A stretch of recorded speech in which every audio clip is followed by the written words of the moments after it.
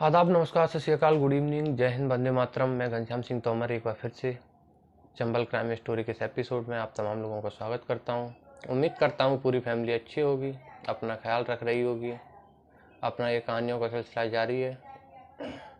आज की कहानी है मध्य प्रदेश के भिंड जिले की। मध्य प्रदेश के भिंड जिले में एक गोहद थाना क्षेत्र में एक गाँव पड़ता है परोसा। परोसा गाँव का रहने वाला एक युवक मोनू भदौरिया, जो कि भीलवाड़ा में कोई अपनी प्राइवेट जॉब करता था। तो 9 फरवरी को वो अपने घर आ रहा था, लेकिन वो घर नहीं पहुंचता है। रास्ते से अचानक गायब हो जाता है। गायब होने से पहले वो फ़ोन पर अपने घर वालों को बताता है कि मैं घर आ रहा हूँ, और ये भी बताता है कि अपनी पत्नी को, उसकी पत्नी उसको फ़ोन करके पूछती है तो बताता है कि मैं अभी ग्वालियर ट्रेन से उतरने वाला हूँ, 1 से 2 घंटे में वहाँ से बस पकड़ के ग्वालियर से घर आ जाऊँगा। तभी घर में खुशी का माहौल था। घर वाले खुश थे, माँ बाप खुश थे कि उनका बेटा आ रहा है।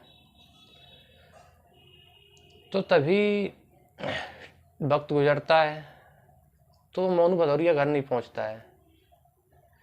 तो घर वाले थोड़ा चिंतित होते हैं कि उसने 2 घंटे का बोला था, 2 घंटे से ये दोपहर हो गई, अभी तक नहीं आया वो। तो फिर सोचते हैं कि कहीं दोस्त यार के यहाँ चला गया होगा। हालांकि वो कभी ऐसा करता नहीं था कि बिना बताए किसी घर वालों को कि कहीं जाए। फिर भी सोचा, धीरे धीरे शाम हो गई तो घर वाले अब परेशान होने लगते हैं। वो उसके दोस्तों को, रिश्तेदारों को कॉल करके पूछते हैं कि मोनू आया क्या। मना करते हैं वो लोग, तो वो और ज़्यादा परेशान होने लगते हैं।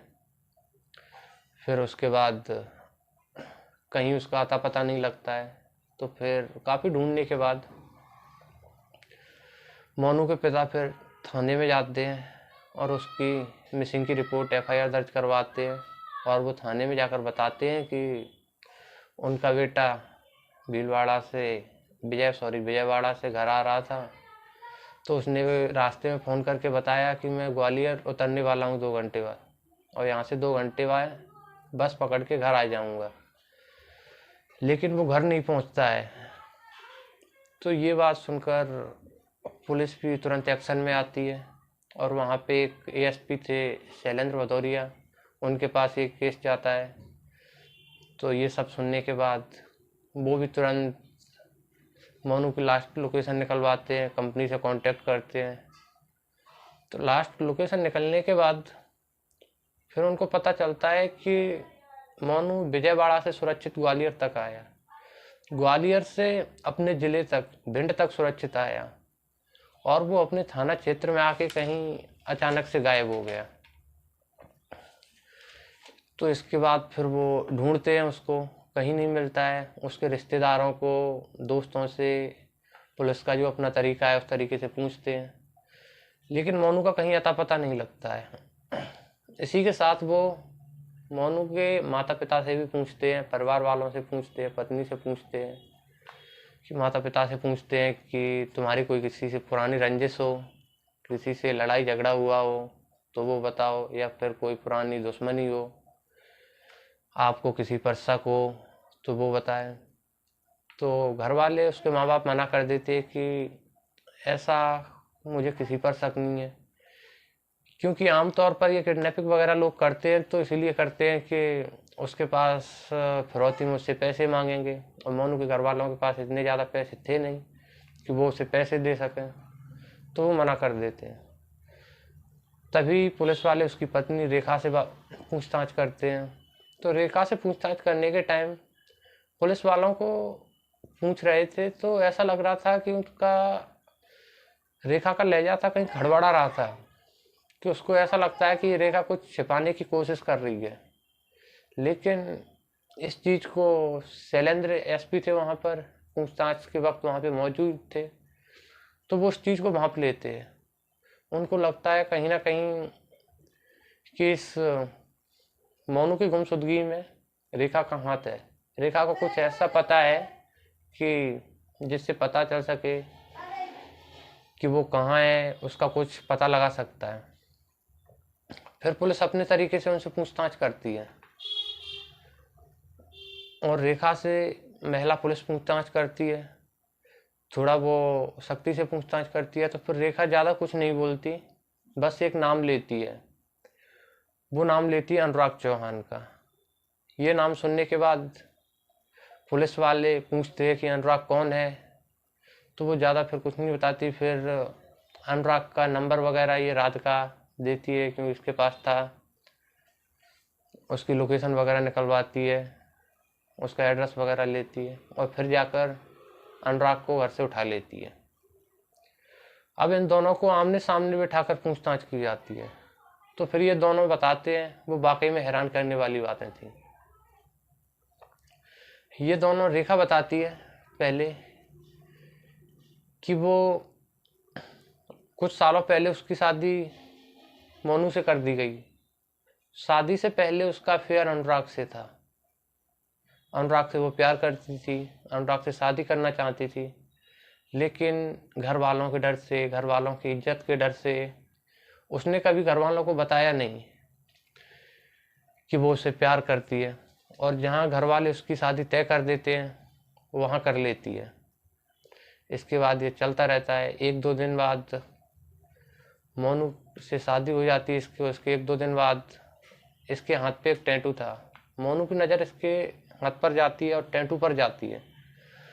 तो टैटू देखने के बाद वो सोचता है कि ए नाम का टैटू। वो तुरंत इससे पूछता है कि ये ए नाम का टैटू क्यों है। तो वो बताती कुछ नहीं है, बस बातें इधर उधर घुमाती है। लेकिन मोनू जिद पर अड़ जाता है कि ये बताओ ये किसका टैटू है, नहीं तो मैं तुम्हारे घर फ़ोन लगाऊंगा, तुम्हारे माँ बाप से पूछूंगा। वो कुछ नहीं बताती है। फिर मोनू उसके पिताजी को फ़ोन लगाते हैं, तो वहाँ से पता चलता है कि उसके घर में, फैमिली में, परिवार में किसी का भी ये नाम से स्टार्ट नहीं है, ना माँ का, ना बाप का, भाई का, बहन का।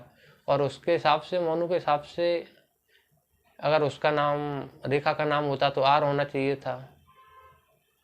तो फिर इन दोनों में लड़ाई झगड़ा होता है, लेकिन वो बताती नहीं है। इधर इन दोनों का लड़ाई झगड़ा बढ़ता जाता है। जैसे जैसे इन दोनों की लड़ाई झगड़ा बढ़ता है, उधर अनुराग की उपस्थिति रेखा की लाइफ में, जिंदगी में बढ़ती जाती है, और इन दोनों का प्यार थोड़ा गहरा होता जाता है। उसके बाद ये मोनू से इतना लड़ाई झगड़ा होता है, क्या बोला मोनू ने, क्या नहीं बोला, ये छोटी छोटी बातें सभी अनुराग को बताती कि मुझे मोनू ने आज ये बोला, वो बोला, लड़ाई हुई, झगड़ा हुआ। तो मोनू परेशान रहने लगा। तो फिर धीरे धीरे मोनू को पता चल जाता है कि इसका अनुराग नाम के किसी शख्स से अफेयर था शादी से पहले। तो अब मोनू भी सोचता है कि जो हुआ सो हुआ, अब उससे कुछ हो तो सकता नहीं है। तो फिर वो एक दिन अपनी पत्नी से बोलता है कि जो तुम्हारी लाइफ में पहले था, जो भी किया हो, मुझे उससे कोई प्रॉब्लम नहीं है, ना मैं तुम्हारे लाइफ में इतना इंटरेस्ट रखता हूँ पिछली में, लेकिन अब तुम मेरी पत्नी हो, तुम्हारी मुझसे शादी हुई है। अगर ये तुम्हारे हाथ का कोई टैटू कोई देखेगा बाहर वाला, तो ये सोचेगा कि इसका नाम रेखा है, ए नाम का टैटू है, और मेरा नाम मोनू। तो उस हिसाब से पता नहीं किसका टैटू है, और जाने क्या क्या तुम्हारे बारे में सोचेगा, मेरे बारे में भी उल्टा सीधा सोचेगा, और मुझे भी हंसी का पात्र बनना पड़ेगा। तो इसीलिए तुम इसको या तो निकलवा दो, अगर नहीं निकलवाना चाहते तो इसको मॉडिफाई करवा के इस पर कोई फूल वगैरह बनवा दो। ये सुनने के बाद रेखा को ऐसा लगता है कि मोनू ने उससे जान मांग ली हो उसकी, और वो झल्लाकर कहती है मोनू से कि मैं इसको मरते दम तक नहीं निकलवाऊंगी, ये मेरे प्यार की निशानी है। इस बात से मोनू और गुस्सा होता है, और गुस्सा आता है उसको, क्योंकि एक तो उसकी पत्नी, फिर दूसरे के साथ अफेयर था, उसके बाद भी अब वो उसकी बात नहीं मान रही है। तो फिर भी इन दोनों में लड़ाई झगड़ा बढ़ता जाता है, और उधर रेखा का और अनुराग का प्यार बढ़ता जाता है। फिर बीच में रेखा सोचती है कि कहीं कुछ ऐसा हो जाए कि मोनू उसकी लाइफ से चला जाए और अनुराग उसकी लाइफ में आ जाए, तो उसकी लाइफ है जो गोल्डन हो जाएगी। इसके लिए वो बहुत सोचती है, बहुत तरीके के दिमाग में विचार आते हैं कि भाग जाऊं, फिर सोचती है कि नहीं, माँ बाप की इज्जत, इस सब के बारे में सोचती है कि ये, फिर सोचती है अनुराग से शादी कर लूं। शादी भी नहीं हो सकती क्योंकि मोनू उसको तलाक देगा नहीं, और तलाक नहीं देगा तो जब तक वो शादी नहीं होगी। तो फिर अनुराग और रेखा दोनों एक साजिश रचते हैं, एक प्लान बनाते हैं, प्लानिंग होती है। प्लानिंग को एग्जीक्यूटिव करने का भी तरीका आ जाता है कि कहाँ, कब, कैसे, क्या करना है। इसके साथ अब बस इंतजार था, तो वक्त का इंतजार था। धीरे धीरे समय गुजरता गया, अब वो वक्त भी आ गया। तो विजयवाड़ा से ये मोनू अपने घर के लिए आ रहा था। तभी उसकी पत्नी मोनू को फ़ोन करती है कि कहाँ हो तुम और कब तक घर आ जाओगे। तो मोनू अपनी पत्नी को बताता है कि मैं ग्वालियर ट्रेन में उतरने वाला हूँ कुछ ही देर में, वहाँ से बस पकड़ने के बाद मैं 2-2.5 घंटे में घर तक आ जाऊँगा। इसके बाद उसकी वो पत्नी रेखा कॉल कट करती है। उसके बाद तुरंत अपने आशिक को फ़ोन मिलाती है और बोलती है कि मोनू आ रहा है, वो अभी थोड़ी देर में रेलवे स्टेशन पर उतरेगा ग्वालियर, उसके बाद बस पकड़ के 2-2.5 घंटे में घर तक आ जाएगा। तो उसका प्रेमी अनुराग अपने घर से बाइक उठाता है और वो सीधा ग्वालियर पहुंचता है। रेलवे स्टेशन पर थोड़ी देर इंतज़ार करता है, तब तक मोनू आ जाता है। अब मोनू चल रहा होता है, अभी उससे बोलता कुछ नहीं है, बस मोनू के पीछे पीछे चलने लगता है। जाता है आगे चल के, मोनू एक बस में चढ़ता है तो ये भी उसी बस में चढ़ जाता है। जहाँ मोनू बैठा होता है जिस सीट पर, उस सीट पर जाके ये उसकी बगल से बैठ जाता है। फिर ये धीरे धीरे मोनू से बात करने लगता है और ये जानने की कोशिश करता है कि मोनू को किस चीज़ में इंटरेस्ट है, किस चीज़ में रुचि रखता है, किस पार्टी को वोट देता है, किस पार्टी में इंटरेस्ट रखता है। तो फिर उसके बाद ये जानने के बाद कि किस में इंटरेस्ट है, क्या है, किस खेल में इंटरेस्ट रखता है, तो इसके बाद ये अपना भी इंटरेस्ट उन्हीं चीज़ों में दिखाने लगता है जो कि जिसमें मोनू को था। तो ये फिर बातें करने लगते हैं और इनको रास्ते में मालूम भी नहीं लगता कि ये कब उनका रास्ता गुजर गया। अब ये गोहद चौराहे पर आ जाते हैं। मोनू उतरता है पहले, अब मोनू के पीछे ये अनुराग भी उतर जाता है बस से। उसके बाद ये मोनू अपने घर के लिए रिक्शा ऑटो ढूंढने लगता है। तभी अनुराग बोलता है उससे, पीछे से एक आवाज़ आती है कि तुम रिक्शे से क्यों जा रहे हो, मेरे साथ चलो, मैं महगांव होके मुरैना जाऊंगा, तो रास्ते में मोहनपुरा नाम का एक गांव आता है, वहाँ पे उतार दूंगा मैं तुमको, वहाँ से तुम पैदल घर चले जाना। तो इस चीज़ को सुनकर मोनू बहुत खुश होता है, सोचता है कि ये कितना अच्छा आदमी है कि मेरे जैसा सोचता है, मेरे जैसा काम करता है। तो फिर ज़्यादा कुछ मोनू सोचता भी नहीं है और इसके साथ बैठ जाता है। बैठने के बाद अब ये चलने लगते हैं। थोड़ा आगे गाड़ी गोवा से चलती है। उसके पास कार थी उसकी, जो कि एक फ्रेंड, वो उसके फ्रेंड लिए थे अनुराग के। तो उस कार में ये तीनों वो पहले थे, एक अनुराग, पांचवा मोनू बैठ जाते हैं। उसके बाद चलने लगती है गाड़ी, थोड़ी बहुत बातें होती हैं। आगे जाकर इन चारों शख्स मोनू के ऊपर टूट पड़ते हैं और उसका गला घोंटकर हत्या कर देते हैं। इसके बाद अब ये मोनू की लाश को गाड़ी में रख के घूमते हैं, उसे ठिकाने के लिए घूमते रहते हैं, कहीं इनको मौका नहीं मिलता है। तो फिर ये जाते हैं उत्तर प्रदेश के चकन के पास में एक पांडरी है, पांडरी के जंगलों में, जहाँ पर अनुराग मोनू की लाश को एक जंगल में अंदर ले जाता है। वहाँ पर उस लाश को जलाता है। जलाने के बाद तो वहाँ से तुरंत भाग जाता है, क्योंकि उसे ये भी डर था कि कहीं कोई व्यक्ति उसे देख ना ले, लाश के पास ना देख ले, तो भाग जाता है। अब वो वहाँ पर उसी गांव में रह के, मतलब इससे ये भी नज़र रखे था कि कोई उस गांव से, उस जंगल से आने जाने वालों का, कि कौन आ रहा है कौन जा रहा है। उसके बाद अगर वहाँ कोई उस लाश को देखता तो ये बात गांव में तुरंत फैल जाती। तो अभी तक फैली नहीं है, तो इसका मतलब किसी ने देखा नहीं है। तो इसके बाद फिर वो सोचता नहीं देखा है भाई, चलो अब वो 24 घंटे तक वो इंतज़ार करता है। 24 घंटे बाद वो फिर उस लाश के पास जाता है और उस लाश के पास जाकर देखता है कि वो डेड बॉडी 40% बची है, 60% तक जल चुकी है। तो मोनू एक बार फिर से पूरी लाश को इकट्ठा करता है। वो वहाँ पर तेल वगैरह ले जाता है अपने साथ पहले से ही, पेट्रोल वगैरह, तो उसको डाल के उसको फिर जलाता है और वहाँ से फिर भाग जाता है। उसके बाद वो फिर गांव में आता है, फिर नज़र रखता है, फिर भी कोई ऐसी खबर नहीं मिलती गांव में तो जिससे उसका किसी को पता हो कि वहाँ लाश है, जल रही है।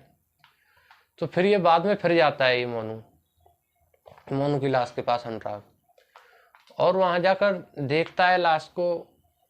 तो वहाँ पर 95% लाश जल चुकी थी, ओनली 5% जली थी, बच गई थी। जो कि अपन गांव में भी अगर किसी की डेड बॉडी जलाते हैं तो 5% जो कि हड्डियाँ वगैरह रह जाती हैं, जो नहीं जलती हैं, ऐसा ही रह गया था। तो फिर वो आता है गांव में और गांव से एक बोरी लेकर जाता है और उस बोरी में वो सब भरता है, उसकी राख वगैरह भरता है।